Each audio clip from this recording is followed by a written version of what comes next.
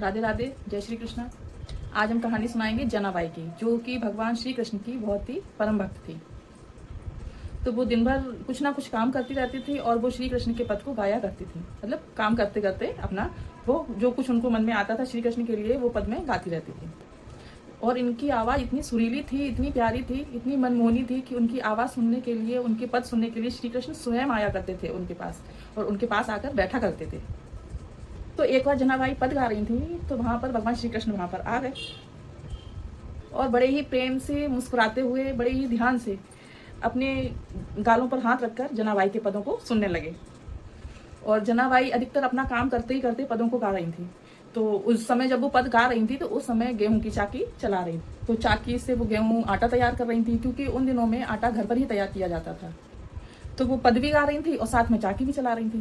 तो जब चक्की चलती है तो दो पत्थर के बीच में गेहूं डालकर चक्की चलती है। तो वो पत्थर, जब पत्थर आपस में रगड़ते हैं तो फिर वो उसमें घड़घड़ घड़घड़ की आवाज़ आ रही थी। तो जहाँ पर पत्थर की आवाज़ आ रही थी वहाँ पर भगवान श्री कृष्ण पद को सही से सुन नहीं पा रहे थे। तो जब उनको सुनने में नहीं आता था, समझ में नहीं आता था, तो वो जनाबाई से कहते थे कि देख जना, देखो गाना है तो पद सही से गाओ, मुझे तो कुछ समझ में ही नहीं आ रहा है। तुम चाकी भी चला रही हो, पद भी गा रही हो, जब चाकी की रगड़ने की आवाज़ आती है में मुझे कुछ भी सुनाई नहीं दे रहा।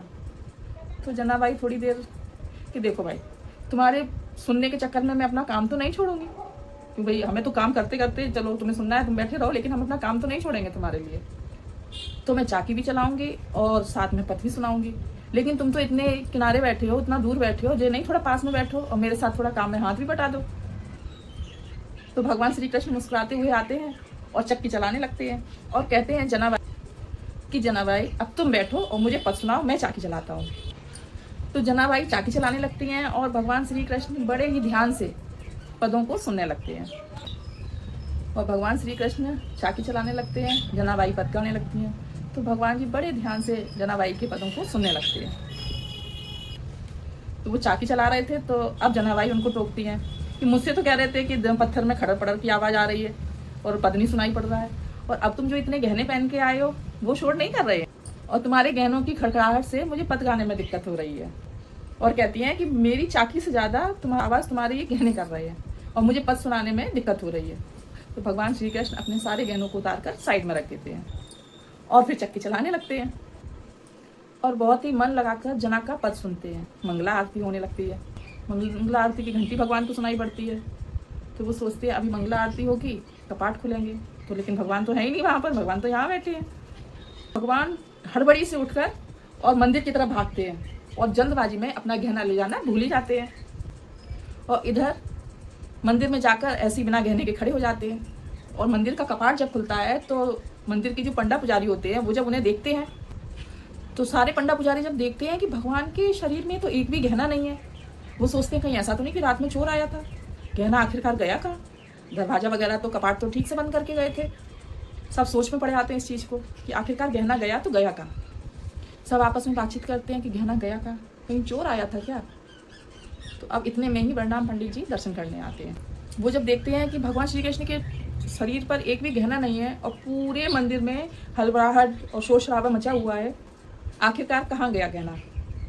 तो भगवान ने अपने गहने तो छोड़ दिए जनाबाई के यहाँ, और हड़बड़ी में एक गलती उन्होंने और की, जनाबाई से कहा कि मुझे अपनी शॉल दे दो। तो वो जनाबाई का शॉल ओढ़ कर आते हैं ताकि कोई उन्हें पहचान ना पाए। तो जब भगवान का विग्रह देखते हैं तो वहाँ गहना तो एक भी नहीं है, लेकिन जना का शॉल रखा है उनके ऊपर से, वो तो अलग। सब लोगों का दिमाग। रामदेव जी कहते हैं कि गहने का तो मुझे नहीं पता, लेकिन ये शॉल तो मुझे जानी पहचानी लग रही है कि ये शॉल तो जनाबाई की है जो मेरे यहाँ काम करने आती है। और पंडा पुजारी सभी लोग यही कहते हैं कि हो ना हो ये काम जनाबाई का है, क्योंकि शॉल अगर उनकी यहाँ है तो भगवान के गहने उनके पास होंगे, भगवान कृष्ण के गहने उन्हीं के पास होंगे। तो सारे लोग जनाबाई के घर चले जाते हैं और सच में चक्की के बगल में गहने रखे दिए जाते हैं और सारे गहने भगवान के।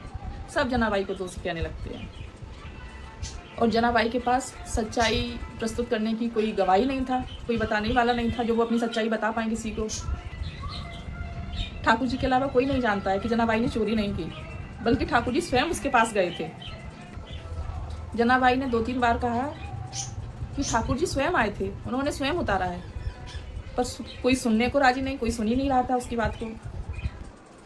इस बात पे यकीन करेगा कौन? कोई नहीं। बात राजा तक पहुंची और निर्णय यह हुआ कि जनाबाई को ऐसी सजा दी जाए कि मतलब दोबारा कोई भगवान के गहने चुराने की हिम्मत ना करे। जनाबाई ने सफाई देना बंद कर दी। बीच चौराहे पर उन्हें सूली पर चढ़ाने का आदेश दे दिया गया। जब जनाबाई अपनी आखिरी सांस के लिए अपनी मतलब सजा को पाने के लिए जा रही थी तो उनके आखिरी शब्द उनके थे विठला विठला। तो आपको पता है जब उनको सूली पर चढ़ाने वाले थे तो वो सूली ही गायब हो गई और सबको भगवान ने संदेश दिया कि ये जो कुछ हुआ है मेरी वजह से हुआ है। उन्होंने सबको संदेश दिया कि मैं खुद वहाँ गया था और मैं खुद भूल आया अपने गहनों को। सूली वहाँ से गायब हो चुकी थी। तो सूली जब वहाँ नहीं थी तो इस सूली ना होने के कारण सभी लोगों को संदेश मिल गया कि जना जो है वो सही कह रही थी, वो झूठ नहीं बोल रही थी। तो वहाँ के पुजारियों ने, राजा ने और रामदेव जी ने उसकी बातों पर यकीन किया। सभी लोगों ने उसकी बातों पर विश्वास किया। उसी दिन से जनाबाई सिर्फ जनाबाई नहीं रह गई, संत जनाबाई बन गई, जो भगवान के 52 भक्तों में से एक गिनी जाती हैं। तो आप लोगों को ये कहानी कैसी, जनाबाई की कहानी ये कैसी लगी, कमेंट बॉक्स में ज़रूर बताइए। जय श्री राधे, जय श्री।